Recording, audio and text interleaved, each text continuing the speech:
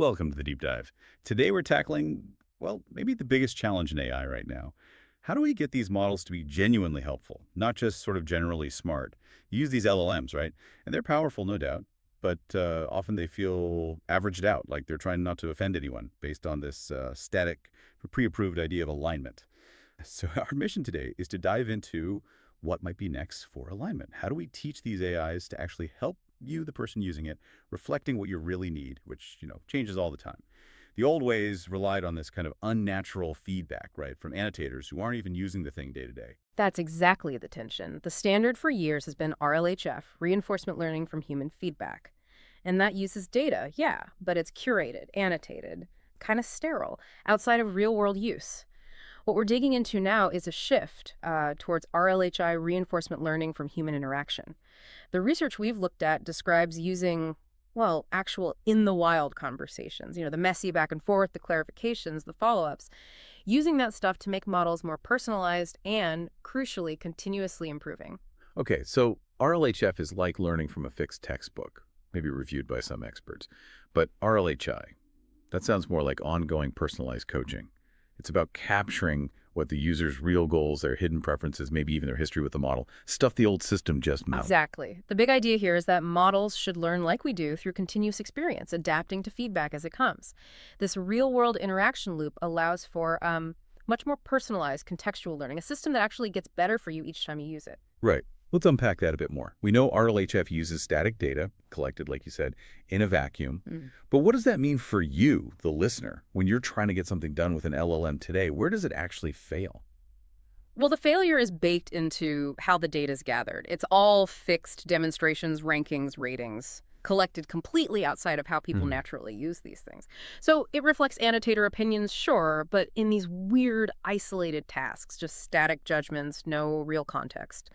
And these systems, they scale with how much you spend on labeling, not on how diverse the actual users are. You're just not getting the whole story. Okay. So the model might give a technically correct answer, but it completely misses the mark on what the user actually wanted. Yeah. Because it lacked that context, that implicit goal. That's precisely it. What's missing is the user's authentic long-term goals and how their needs might change even within a single conversation. Real users, they show their preferences implicitly, don't they? They rephrase a question if the first answer wasn't good. They ask follow-ups. Maybe they even change their mind about what they want midstream, capturing that dynamic process. Well, the sources we read suggest this is the path towards what they call personal superintelligence. Personal superintelligence. Wow, that's a bold term. How did the mechanics of RLHI actually get us there? It sounds like you'd need more than just one trick to turn all that messy real-world chat into something the model can learn from. Oh, absolutely. It's not just one thing. RLHI uses two main pillars, sort of complementary methods, to grab different kinds of user signals. The first one is very reactive. It's called RLHI with user-guided rewrites. RLHI UGR for short. This one tackles dissatisfaction head-on when the user makes it explicit. How do they measure that dissatisfaction? Like, how do they know the user wasn't happy? Good question. They analyzed this data set, Wild Chat, which is full of real user interactions, and they found that about 26.5%, 26.51% of all the user messages were basically reattempts with feedback. That's the user saying, maybe implicitly, maybe explicitly, nope, that wasn't it, try again this way. Okay, can you give us the example they used, like the sleep question? If the model gives a generic answer and the user pushes back. Exactly that example. So the model answers, why do humans need to sleep, in a very general way. The user comes back with, okay, but include numbers and statistics. That's clear feedback. So the LLM uses that feedback to generate a better answer, a rewrite. Maybe something like, adults need 7-9 hours. Less than 6 hours ups accident risk by 33%, cuts memory retention 20%. Now you have the bad original and the good user-guided rewrite. That forms a preference pair, vital for training. Right, and that's powerful because the user is basically doing the labeling just by talking, by trying to get what they want. But what about all those other times when maybe the answer is okay, but the style is wrong, or the tone, where there isn't that explicit correction? That's where the second pillar has to kick in, right? That's pillar 2, RLHI, with user-based rewards, or RLHI UBR. This focuses more on the initial request, or turns where there isn't a direct rewrite. To personalize those responses, it uses a reward model, but one that's conditioned on a derived user persona. The user persona. Okay, that sounds key. So it's like a summary in natural language of what the user generally prefers Yeah. based on what, looking at lots of their past conversations. Exactly. Distilled from their long-term history, maybe 100 conversations or more. It tries to capture their latent preferences, their style. So walk me through the example. If the persona says the user likes numbers, Yeah. So say the persona profile reads, favors answers with numbers, statistics, and concrete evidence. The reward model doesn't need the user to explicitly ask for stats this time. It looks at two possible answers about, say, coffee. One is vague, maybe poetic. The other says, 1 cup improves alertness in 15 minutes, reaction speed by 10%. The reward model, guided by the persona, gives the specific answer a high score, maybe 1.8, and the vague one a low score, like maybe a 0.6. and the thing tying these two pillars together, Right. the optimization part. Right. Both UGR and UBR, they feed into this process called persona conditioned preference optimization. Specifically, they use DPO, direct preference optimization. It's a clever technique. Instead of needing to train a whole separate reward model first, which takes a lot of resources, DPO lets them use those preferences, the good answer versus the bad one, to directly fine-tune the main LLM. It's just much more efficient at baking those personal preferences into the model's behavior. Okay, this sounds complex, but potentially powerful. Let's look at the data that backs this up. They use real interactions from that wild chat data set. Yeah. What did that actually show about how diverse users really are? And why does it kind of blow up the idea of one-size-fits-all alignment? Well, first off, the data itself, just the conversations, are way more diverse contextually than the standard static data sets. Wildchat scored 0.865 on diversity, whereas something like RLHF was lower, 0.751. But the really eye-opening part is the diversity in what people prefer. The splits in preference are quite stark. It shows alignment just can't be a single target. Take expertise. Almost 60%.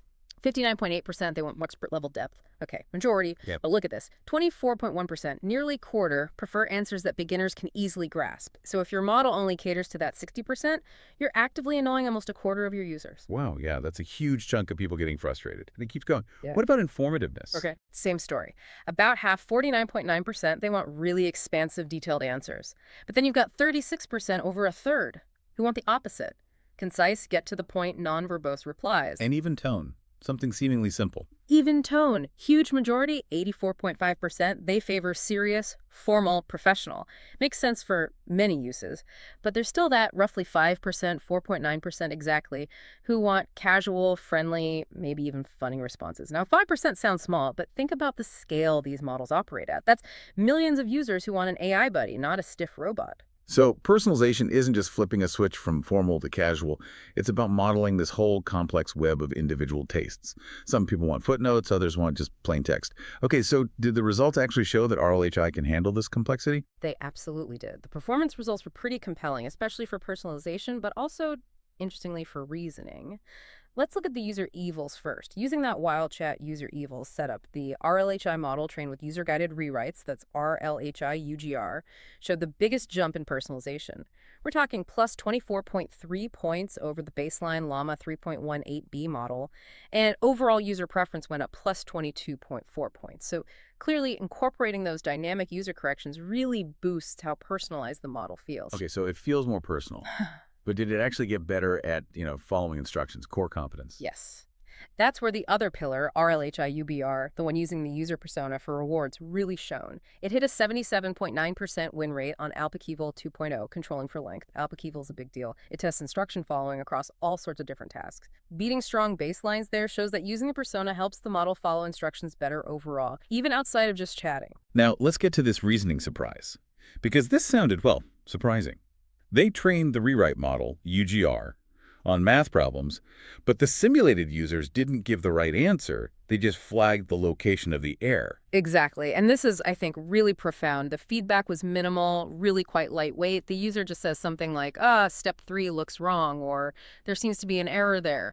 No solution provided. But even with just that, the model got significantly better at complex reasoning tasks. Things like Minerva, Olympiad Bench, GPQA. These are tough benchmarks for math and science reasoning. And the numbers prove it out.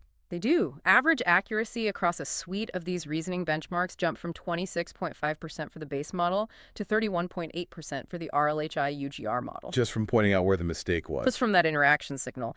It suggests models can improve their general reasoning skills by learning to recognize inconsistencies or errors, even without being spoon-fed the correction. It's learning how to check its own work, in a sense, prompted by this realistic lightweight feedback. Okay, fascinating.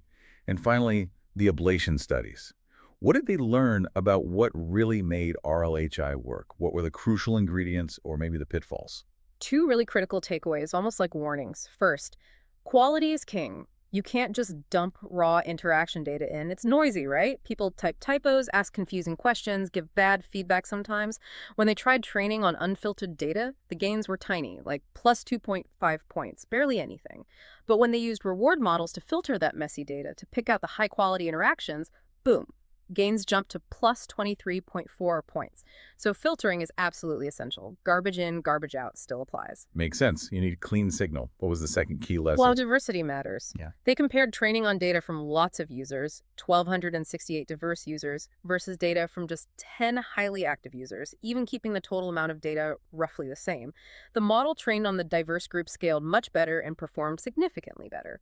To personalize effectively for everyone, the model needs exposure to a wide range of preferences and interaction styles, not just the patterns of a few power users. Okay, so this deep dive really clarifies the potential here.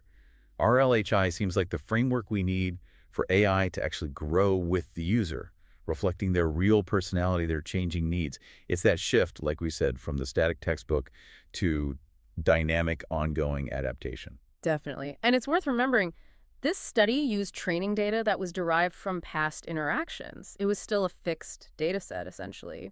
The truly exciting frontier, the next step, is putting RLHI into a live online learning loop.